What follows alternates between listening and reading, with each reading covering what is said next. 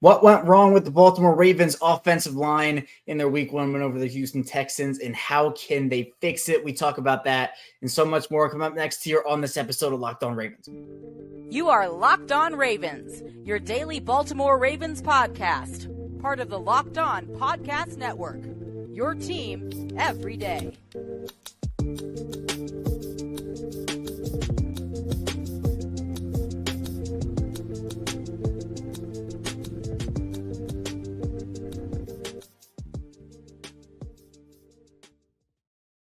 Welcome to another edition of the Locked On Ravens podcast. We're your daily Baltimore Ravens podcast. I'm your host, Kevin Allstriker of Ravens Wire, here with you on the Locked On Podcast Network, your team every day. Thank you so much for being here, making us your first listen each and every day on the show. We're free and available all podcasting platforms, including over in video form over on YouTube. Today's episode of Locked On Ravens is brought to you by Jase Medical. Empower yourself when you purchase a Jase case, providing you with a personal supply of 5 antibiotics to treat 50-plus infections. Get yours today at jasemedical.com. That's Jase medical.com. And we are a 5-day-a-week Ravens podcast here, bringing you Ravens news, Ravens analysis, Ravens updates. So if you want to subscribe here in video form on YouTube, if you're watching, you see my face, my background. We got the fish in the background, Edgar Allan and Poe, and then Lamar, Gary Jackson, the snail. If you're in audio form, just listen in Apple Podcasts, Spotify, wherever you're listening. Thank you for tuning in as well. I appreciate all the video listeners, all the audio listeners. Also, if you want to subscribe over on Subtext,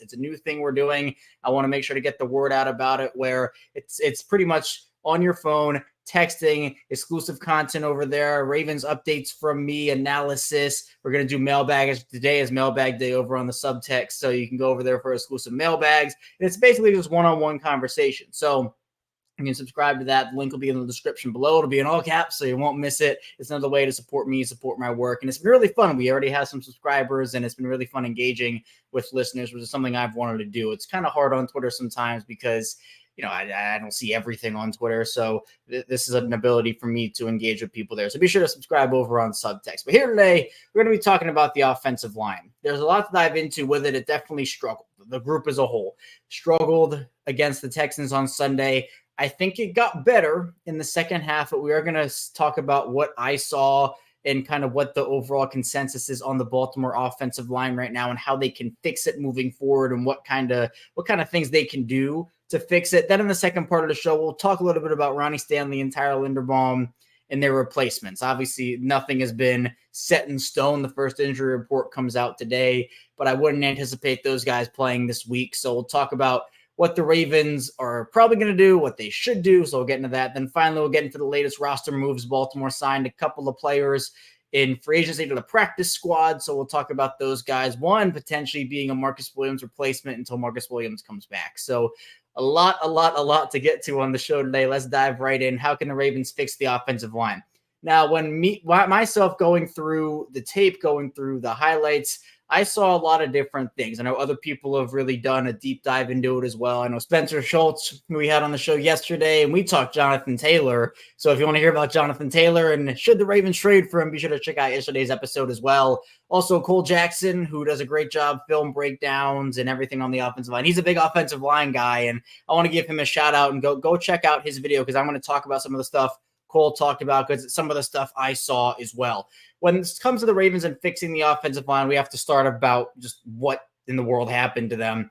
It was a rough day for mostly everybody. I thought Tyler Linderbaum had the best day out of all the starting offensive linemen, and now he's gone for, who knows how long. Patrick McCary, actually, according to PFF, had the best pass block grade because I thought the run blocking was fine to me. It was the pass protection where Lamar Jackson did not have a clean pocket for a lot of the day. He did have it sometimes, but Patrick McCary led the Ravens in pass block grade for PFF, 79.4. Morgan Moses next with 74.5. Ronnie Stanley, 74.4. John Simpson, 71.7. Tyler Linderbaum, 71.3. Then Sam Mustipher was 69.8. And Kevin Zeitler had a really rough day. 51 was the lowest on the team for the offensive line, which is very weird. But in multiple sets, it seemed like the sloppiness throughout the entire course of the game, which did get better in the second half, but it was still apparent in some situations. The tackles are getting walked back into the backfield. John Simpson was on the ground multiple times. There were some plays where the offensive line didn't know the snap count. Guys were getting beat one-on-one. the Texans were overloading one side, and Lamar stepped up to escape, but then another guy lost his rep. And there was a lot of issues. Like for John Simpson, for example, his hand placement was something that I saw, and Cole highlighted this too, where his hand placement was too wide. He was getting his hands like on the outside of the shoulders, or like in like right on the side of the shoulders. And with that, what happens is essentially the offensive lineman exposes their whole chest and they lose a ton of their leverage. So John Simpson he got walked back. He had a couple of moves put on him. For Ronnie Stanley, there were plays where he wasn't fully square, like he couldn't get an anchor because he was not fully square, and he would just get walked back. And we saw that with Morgan Moses too. He was getting walked back into the offensive backfield, and Lamar had to escape. And there was another play where Kevin Zeitler, it was Will Anderson, I think. Cole highlighted this play. Will Anderson's going to be a beast, but Kevin Zeitler got beat and Lamar had to throw. I think that was the interception, if I'm not mistaken. It was when Will Anderson got just the best of Kevin Zeitler. So what the Ravens did to adjust to that, because we can talk about, this went wrong and that went wrong. And there was a lot. I think the penalties were there too. There were some penalties, like Morgan Moses had a penalty, I think, where he had to hold the defensive lineman because Lamar would have gotten sacked. So it's like the lesser of two evils in that situation. But it was just sloppy all around. Now, what the Ravens did to fix some of it in the second half, kind of like a patchwork, like Band-Aid type of deal, is they did a couple of things. For one, they used Patrick Ricard more to seal off some of the rushers that were going on. They put him on one side, then the snap would happen and he would move across the field and take out one of those edge rushers and would free up another offensive lineman to just do their thing. Another thing they did was open up the short check down game. And I thought Cole highlighted both of these really well too, where if there was something that happened, Lamar would have a check down option like a Zay Flowers, which we saw a couple of times. And I think with the short passing game, that can help you because the check down, to me, Lamar sometimes has issues getting to the check down, progressing to it, where I don't think he wants to use it all the time. But I think that's where you can slice the defense up. You can slice and dice with the check down. So even if guys are losing one-on-one, which I am very concerned about moving forward, especially because with their starting offensive group, John Simpson is your left guard. I mean, it's Ben Cleveland if it's not him, or you put Daniel Falele inside, or you put McCary there, but you can't do that because McCary is already playing tackle. And that's the thing, because Ronnie Stanley had a decently rough game, but got it together a little bit in the second half.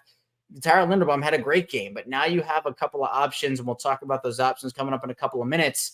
But the Ravens did a couple of things that I was at least encouraged by, but it doesn't necessarily quell all of my fears. I'm not coming out of that Texans game saying, well, look, okay, the offensive line improved from the first half. They're totally fine. That's not, I wish it was how I'm feeling, but it's not how I'm feeling. I'm concerned about the offensive line because I'm not going to overreact again. I'll say it. I'm not going to overreact one way or the other, where I'm not saying the offensive line is going to be the worst in football. I'm not saying everything's okay, but I think that there were some I was shocked a little bit by how poorly some of the offensive linemen played and how sloppy it was. I mean, literally one of the plays that Cole highlighted, and I saw it too, was only Tyler Linderbaum knew the snap count because he snapped the ball, and the Texans sent, I think, 6 or 7 guys on a blitz. But it wasn't just blitzes. The Texans got home with 4 and 5. When it was 5 rushers versus 5 offensive linemen, one guy got beat somewhere, and Lamar stepped up, and then another guy got beat, and he was able to get a sack, or Lamar was under duress all day. We've been talking for so long about how Lamar needs a clean pocket. Every quarterback needs a clean pocket. If it does not work up front, it's going to be so much harder on your quarterback for any NFL team. Lamar finally has the wide receiver weapons. I would hate for this to resort to kind of like you have to do so much maneuvering because the offensive line can't hold their own on their own. So I think we saw encouraging things from Todd Monken in the second half, but it can't just be encouraging. It has to be consistent, good play from this unit, and they did not have that in week 1, and I don't know if they're going to have it in week 2 with Tyler Linderbaum, Ronnie Stanley out. In the second segment, we will talk about who's going to replace those guys and what it means for the team, so be sure to stay tuned. A lot to get to on Locked On Ravens. But first, this episode is brought to you by eBay Motors. And our partners at eBay Motors have teamed up with Locked On Fantasy Football host Vinny Iyer to bring you some of the best fantasy picks each week, all season long. So whether you're prepping for daily draft in season, or you're scouting the waiver wire as well. I know waiver pickups are a big thing. I actually have to put mine in after recording this. Every week, we're going to be providing you the players that are guaranteed to fit on your roster. So let's see who Vinny has picked out for us on this week's eBay Guaranteed Fit Fantasy Picks of the Week. And if you're looking for a sweet matchup to exploit a big game at wide receiver in week 2, turn to the Chargers' Mike Williams. I was a big Mike Williams guy at Clemson. Still love him now. Williams is pretty quiet and also left the game early in the run-heavy opener against Miami for Los Angeles in week 1. But he draws a beautiful spot against the Titans secondary, which struggle to handle any of the Saints receivers downfield, including Chris Olave and Rashid Shaheed. Look for Justin Herbert to hit on at least one big scoring play to Williams. Again, Vinny Iyer from Locked On Fantasy Football is going to help you win your fantasy championship. eBay Motors knows the championship team is about each player being a perfect fit. That's same with your vehicle. With over 122 million parts for your number one ride or die, you can make sure your ride stays running smoothly. Brake kits, LED headlights, roof rack, bumpers, whatever your ride needs, eBay Motors has it. And with eBay Guaranteed Fit, it's guaranteed to fit your ride the first time, every time, or your money back. Plus, at these prices, you're burning rubber, not cash. Keep your ride or die alive at ebay.com/motors. eBay Guaranteed Fit, only available to U.S. customers. All items, only exclusions apply. We're back here, our second segment of Locked On Ravens. Kevin Oestreicher still here with you, talking Ravens football and talking offensive line with Ronnie Stanley, Tyler Linderbaum, and those injuries. Now, Linderbaum and Stanley both week to week-ish, according to John Harbaugh. Linderbaum suffering an ankle injury, Ronnie Stanley suffering a knee thing. So I'm not expecting those two guys to play on the field for the next couple of weeks. Now, maybe some miracle happens and both guys are able to return for week 2. Wouldn't expect that, but maybe it happens. I feel like it's more likely that Mark Andrews or even Marlon Humphrey returns at that point. But there are a couple of ways that the Ravens could replace those guys. I think one of the more obvious ones would be kind of what they did in putting Patrick McCary at left tackle and then Sam Mustipher, who they called up from the practice squad, at center. I think that some people are fine with that. Other people would prefer another option, like putting Patrick McCary at center, moving Morgan Moses to the left side, then putting Daniel Falele on the right side, or not even moving Moses, just putting Falele on the left side, and then that's what it is. McCary at center, and then Daniel Falele on the left side. I think what the Ravens are probably going to do is keep it like they did and put McCary at left tackle and probably Mustipher at center, if I had to guess. I think for me, Mustipher is the lowest ceiling, lowest floor player of those bunch. Even a guy like Falele, who is probably still a little bit raw, and how much do you trust him, and can he fit what the Ravens want to do right now at this exact time? I don't know, but I think it's better than what Mustipher could bring. I'm not very high personally on Sam Mustipher. Hopefully he proves me wrong. That's what I always say with these players, that, maybe I'm not super high on, but that doesn't mean I'm rooting against them or anything. Obviously, I want them to succeed. I want them to do well. I want them to help the Ravens win. But Sam Mustipher is not someone that has had an exceptional career. Like, he hasn't been a great offensive lineman. He's been okay. He started for the Bears, has starting experience. But I think I would rather trust McCary at center. I think the issue, though, is that McCary is your super sub offensive lineman. You're going to have a weakness somewhere. And I guess it's going to be in the middle if the Ravens go that route. Now, of course, it's not set in stone what they do. The Ravens signed an interior offensive lineman in Kyle Fuller, not the cornerback Kyle Fuller. It's two same names, but it's two different players. But Kyle Fuller is coming in on their practice squad. They reportedly, at least he is. So to me, with Kyle Fuller and him being signed and, guard center type, that's an indication that the Ravens want more depth there as opposed to maybe tackle, and they'll go with Sam Mustipher at center. Now, to me, I think Falele brings you more in the run game than Mustipher would do, and that means Falele playing at tackle as opposed to Mustipher at center. But I don't necessarily know how it's going to go in week 2 when you have to play DJ Reader, Trey Hendrickson, and that it's a very good Bengals defensive front. I think DJ Reader is going to feast on the interior of that Ravens offensive line because DJ Reader does it anyway. He feasts anyway. But against Sam Mustipher, John Simpson, I think it's going to be very ugly for the Ravens on Sunday. Again, hopefully I'm wrong. Hopefully it's not. But I'm not very confident. Maybe I'm just reverse jinxing. Okay, I'm reverse jinxing it, guys. Don't worry. But no, it's gonna be tough. And then obviously with McCary, he's solid. Like, he can play all 5 positions at a very good level, at least higher than you would expect most backup offensive linemen to play, where he's so versatile. We're not talking about, oh, well, McCary can only play tackle or he can only play center, so you have to play this guy. The Ravens can assess and they can figure out, well, okay, we feel like this is the best option, but we also have this other option that we can go to. That's the versatility that McCary brings you, and that's why the Ravens paid him, because not only can he play all those positions, but he can play them pretty decently well. So I was always on the pay McCary train. I'm very glad they did. It's especially for moments like this and moments like these where I am very, very glad they did. But there's no replacing Ronnie Stanley. There's no replacing Tyler Linderbaum. You kind of just got to move forward with what you have. And the offensive line, everybody, I've seen some people saying, well, just go out there and sign someone to fill in, or why don't you trade for a guy? Now, La'el Collins was released by the Bengals. I don't know what that is about. He was injured. I don't know if he's ready to play and wanted to release, if he's still injured and wanted to rehab. I'm not sure. That could be an option, but again, it depends on how long Stanley's actually going to be out for. But if Collins is healthy, I mean, hey, that would be pretty good offensive line depth if I say so.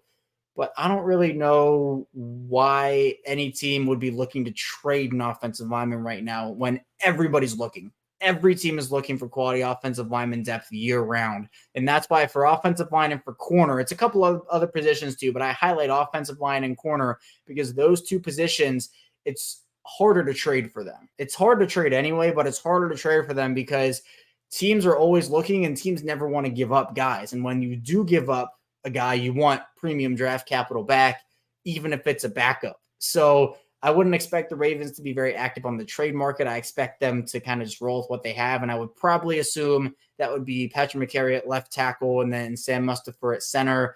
Again, not really sure how it works, especially because Morgan Moses had some struggles in week 1. John Simpson definitely did as well. The PFF grades, I know John Simpson and Morgan Moses were pretty highly rated by PFF.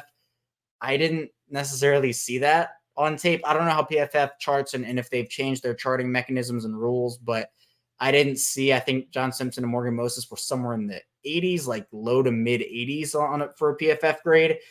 I didn't see it, but again, PFF has their own charting metrics, and that's what they came up with. But with Stanley and Linderbaum out, essentially your two best offensive linemen, depending on where you put Kevin Zeitler. And if you're worried about, I'm personally not.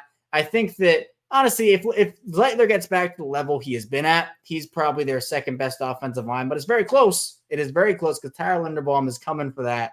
And I think by this time next year, there'll be no doubt that Tyler Linderbaum is their second best offensive lineman. Now, I do know that some people are concerned about Ronnie Stanley. They're concerned about the drop-off and the fall-off, and I've definitely seen the Ronnie Stanley is washed comments and Ronnie Stanley is washed takes. I don't necessarily agree with those personally. Is the ankle going to probably hinder him in some way, shape, or form for the rest of his career with load management and some other things? Yeah, probably, but that doesn't mean that he's not still really, really, really, really good. He's still one of the best tackles in the NFL. Did not play like it on Sunday, but with him out, with Tyler Linderbaum out, there's no doubt that those are two huge losses for the Ravens. And whether you want Falele's push in the run game or McCary's consistency at left tackle, Mustipher's, wild cardness at the center position, I think they like McCary more at tackle anyway. McCary had some snapping issues the last time he played center for a while for Baltimore. And I know a lot of people don't forget about that Lamar Jackson play where in that Buffalo game divisional round, it was Patrick McCary who snapped that football over Lamar's head and caused him to get a concussion. So hopefully there are no snapping issues. I really don't want to go back to that, but it'll be interesting to see what it is. I'm not overly confident, but hopefully they prove me wrong and go out there and play some good football until Linderbaum and Stanley come back. Coming up in the final part of the show, though, I'll be talking about the Ravens' latest roster moves, talking about the safety they added and some practice squad additions, releases, and more. So be sure to stay tuned. Lots to get to on Locked On Ravens. But first, this episode is brought to you by Jase Medical. And don't be caught unprepared. Everyone should be empowered to care for themselves and their loved ones during the unexpected. Jase handles everything from online evaluation, licensed pharmacy, medication delivery, and ongoing consultation and care. The Jase case provides 5 life-saving antibiotics for emergency use. All it takes to get a Jase case is to fill out a simple online form, and in some cases, jump on a quick call with one of Jase Medical Board's certified physicians. Get ongoing care from their physicians on any treatment-related questions. Doctor created, doctor recommended. And there have been times where sometimes places don't have the medicines that I need, and when I'm traveling, I might have to get something, and I haven't had the opportunity to because places just don't have things. And with storms, shortages, pandemics, there are a lot of different things. We need to be prepared now more than ever. Jace Medical is simple. You go online, fill out a form, then they get prescription life-saving medications right to your door. The Jace case gives you peace of mind so that you are not just hoping that you have access to medication in an emergency. Jace Medical makes sure you have the medication in hand. Save more than $360 by getting these life-saving antibiotics with Jase Medical, plus an additional $20 off by using my code LOCKEDON at checkout on jasemedical.com. That's JASE medical.com. We're back here, our final part of Locked On Ravens here on Wednesday. A newbie edition. Kevin Oestreicher still here with you. Thank you so much again for tuning in, making us your first listen each and every day. Be sure to subscribe here in audio form, in video form. Again, we go live after each and every game, so we'll be doing our second regular season live post-game show a couple hours, maybe an hour or two after the game ends on Sunday, that Cincinnati Week 2 matchup. So be sure to subscribe here, turn notifications on, and that'll be available obviously in audio form after the fact. And also, again, subscribe to the subtext. It's been awesome getting to know a bunch of subscribers, and it's been great to one-on-one interact through text. So if you want to have one-on-one text conversations, get Ravens news, analysis, updates delivered directly to your phone and more exclusive content, be sure to subscribe over on subtext. Link in the description below. And it's another way to support me and my work. And I really do appreciate all the support here as we round out episode 1073 consecutive for me on Locked On Ravens today. But let's get into the Ravens roster moves that they had. They made a couple of them yesterday. The big one being Duron Harmon, who signed to the Ravens practice squad, a safety. And we know the Marcus Williams injury is probably going to keep him out for a little while. We don't know, at least at the time of this recording, what the situation with Marcus Williams is in terms of surgery. John Harbaugh said that he's mulling his options, talking over with doctors and others about what the next best step for him is. Maybe at some point today, John Harbaugh will give that update, but Harbaugh mentioned that it should be soon because I don't think he can wait too long on that sort of thing. But Marcus Williams is going to miss some time. Duron Harmon is a veteran. He was out there. I don't know why he was out there. Personally, he's turning 33 soon, but he's a player that is a 3-time Super Bowl champion, came into the league in 2013 with New England, established a role there, played there until 2019, and has had a couple of different stuff. Detroit in 2020, Atlanta in 2021, most recently the Las Vegas Raiders in 2022. And he's somebody that over the course of his career has had 401 total tackles and actually had a career high 86 tackles last year for the Raiders in a big role for them.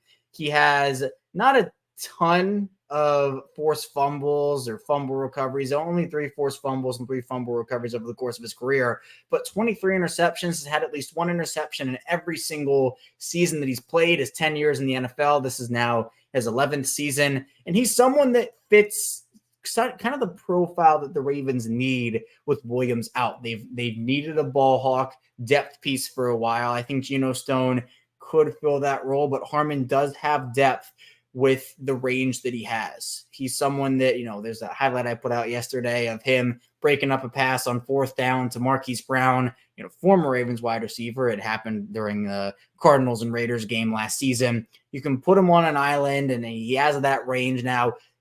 As he gets older, I'm sure the range decreases, but to me, I think he was one of the better players still available on the free agent market and probably the best safety remaining on the free agent market. And this is a signing that this is not just until Marcus Williams gets back. You can still utilize Duron Harmon in, December, January, when hopefully Marcus Williams is back on the field for them. It gives you other options. And Spencer Schultz and I talked about this yesterday. Spencer made a really good point about how you have to kind of look at things as if 2 guys are injured, because Marcus Williams is already down and you can say, oh, well, they can just rely on their depth and not really sign anybody. But then Spencer made the point of saying, well, if they do that and then Kyle Hamilton goes down, what are your options? And then everybody signs and you're in a really bad spot. So the Ravens got ahead of this. I think Geno Stone is still probably going to play a pretty big role for them. But at the end of the day, the Ravens add a quality depth piece to their secondary, which I think was definitely a must. Now, corner obviously is still a concern, but that unfortunately is another conversation and a different conversation. The Ravens down a lot of key members in that secondary, a lot of money in that secondary with Marlon Humphrey and Marcus Williams having big time money contracts, but Harmon was a pretty good move for them, I would say, especially considering the timing of the move. Having a guy come in after week one, I don't think the contract, especially because it's a practice squad contract, if you sign on the active roster, it's after week one. Those contracts aren't fully guaranteed, I think. So it's good that the Ravens are able to get him in, and they'll probably use his practice squad call-ups and figure out what the next steps for him are. The other official roster moves the Ravens made were they officially signed Darryl Worley to the 53-man roster, officially put J.K. Dobbins on injured reserve, and then Tay Hayes was released from the practice squad. So I don't believe at the time of this recording, Melvin Gordon's been called up to the active roster, but I'm sure they're going to use